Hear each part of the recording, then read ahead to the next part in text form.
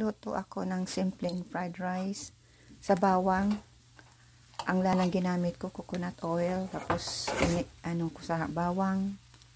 Linagyan ko ng mixed vegetables, spice. Tapos, nag-scramble ako ng itlog. At linagyan ko ng green onion.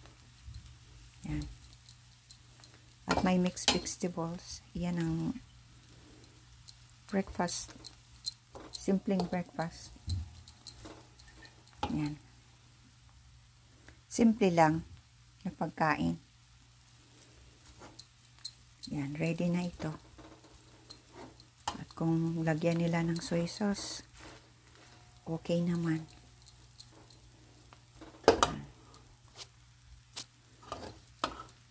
Fried rice sa umaga.